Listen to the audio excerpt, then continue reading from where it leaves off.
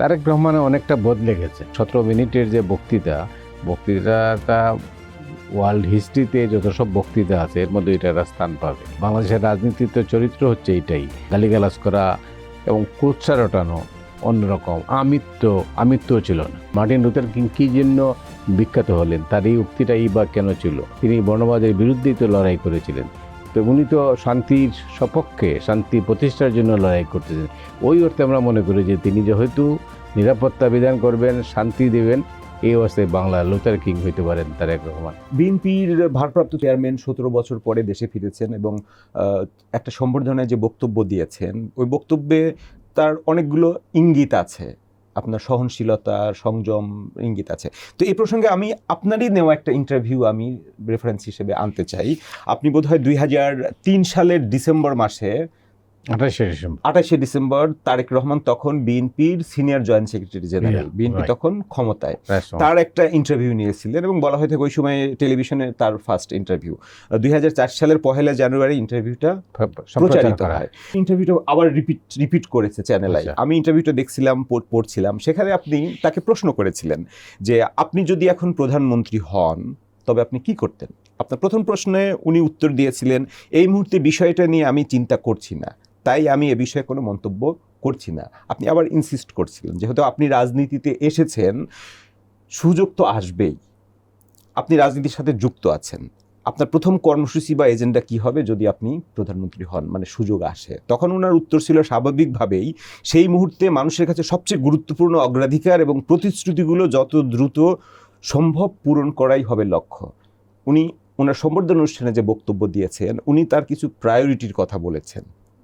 তো 22 বছর আগের ইন্টারভিউ এবং এখনকার দেয়ার তার প্রায়োরিটি, আপনার বিশ্লেষণ তো আমি জানতে চাই। তারেক রহমানের অনেকটা বদলে গেছে।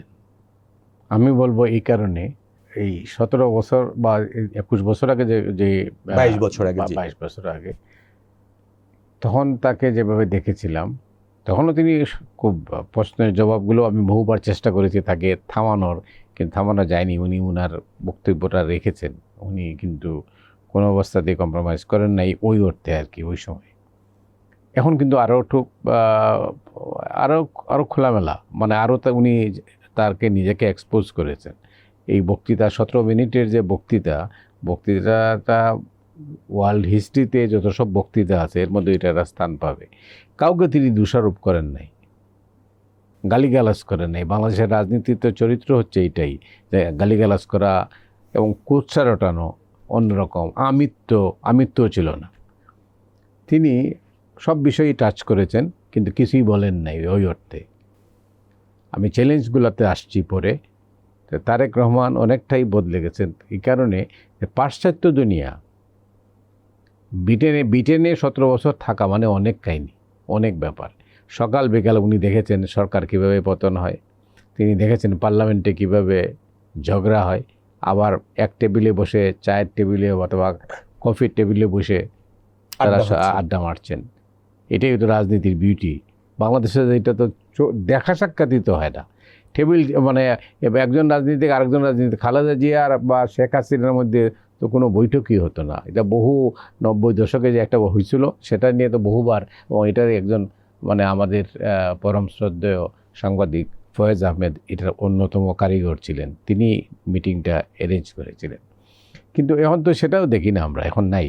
যাই হোক, তো এখন তিনি দেখে আসছেন, কিছুটা হলেও আমরা মনে করব যে তিনি তার বক্তৃতায়, কথাবার্তায়, তার সিদ্ধান্তে কিছুটা পরিবর্তন আসবে, এবং পরিবর্তন আসলে আমরা হয়তো উপকৃত হব।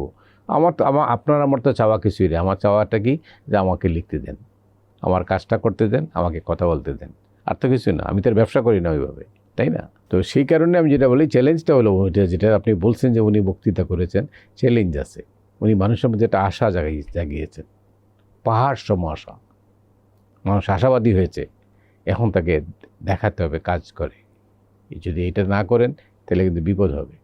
তো সেই কারণে আমি আশা করতে চাই যে তারেক রহমান খুব ভেবেচিন্তেই এই বক্তৃতাটা করেছেন, এবং বক্তৃতাটা যে এখন পর্যন্ত কেউ সমালোচনা করতে পারে নাই, কারণ সমালোচনা করার সুযোগ খুব কম, দেন নাই। মানে উগ্রবাদের রাজনীতির ব্যাপারটাও কিছু একটা আসছে। বিশেষ করে তিনি শান্তির কথা বলছেন। এই মুহূর্তে আসলে বাংলাদেশে সবচেয়ে বড় কী হচ্ছে নিরাপত্তা। তো নিরাপত্তা এনশিওর করতে পারলে একরকম, নিরাপত্তাটা মানুষ তো ঘর থেকে বের হতে চায়, বাড়িতে শান্তিতে থাকতে চায়, কাজকর্ম করতে চায়। এটা যদি থাকে, রাষ্ট্র যদি আমাকে সেই সুযোগ দেয়, তাইলে আমি বাড়িতে বসে চিন্তা করব। আমার চিন্তার স্বাধীনতাই তো কেড়ে নেওয়া হয়েছিল, আমি তো কোনো চিন্তাও করতে পারতাম না কী অবস্থাটা। মানে একটা রিপোর্ট লিখে আমি শত শত, আপনাদেরকে আমি যাই এটা হয়েছে হয়তো, শত শত রিপোর্ট আমাকে অনলাইন থেকে তুলে সরিয়ে ফেলতে হয়েছে। হয়েছে। এবং এতে হয় কি, আত্মহত্যা করার ইচ্ছা হয়। কেন জানেন? আমি জানি না, এটা আমি বলি না, এটা প্রথম বললাম এই কারণে। আমি একটা রিপোর্ট দিলাম আমার দায়িত্ব নিয়ে, আমি 100% শিওর আমার রিপোর্টটা কারেক্ট, কিন্তু আমাকে বলা হলো যে এটা 1 মিনিটের মধ্যে আমরা দেখতে চাই যে ওইখানে আর নাই। তো সেই নাইর মধ্যেই বহু রিপোর্ট আমরা নাই করে দিয়েছি। তো এটা কি একটা জার্নালিস্টের কাজ হলো বলেন? আমরা তো এই কারণে আসি নাই, অন্য পেশায় চলে গেলে হয়তো। আমি তো বিদেশ চলে যেতে পারতাম, আমার এন্টায়ার ফ্যামিলি বিদেশে থাকে, কিন্তু আমি তো চলে যেতে পারতাম, যাই নাই, লড়াই করেছি।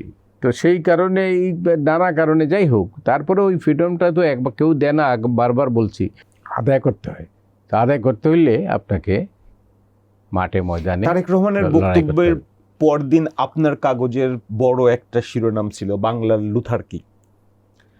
তিনি লুথার কিংয়ের মতো উদ্ধৃতি দিয়েছেন এবং তাকে বলছেন যে আই হ্যাভ এ প্ল্যান আর আই হ্যাভ এ ড্রিম। একই সাথে তিনি তাকে চিন্তা করেছেন যে আমি ওই অর্থে আমার রিপোর্টারের শিরোনাম চিন্তা করেছিলাম। আমাদের একটা ওই যে যারা এডিটোরিয়াল বোর্ডে আছেন তাদের সাথে ডেকে, নিউজ এডিটরও ছিলেন, আমরা সবাই চিন্তা করলাম যে কী হেডিং হইতে পারে। তো হেডিংটা যেহেতু লুথার কিংকে এইভাবে করেছেন, সেই কারণে আমরা মনে করেছি যে বাংলা লুথার কিং প্রতিবাদী হতে পারে। তাই লুথার কিং কী মার্টিন লুথার কিং কী জন্য বিখ্যাত হলেন, তার এই উক্তিটাই বা কেন ছিল? তিনি বর্ণবাদের বিরুদ্ধেই তো লড়াই করেছিলেন। তো উনি তো শান্তির সপক্ষে, শান্তি প্রতিষ্ঠার জন্য লড়াই করতেছেন।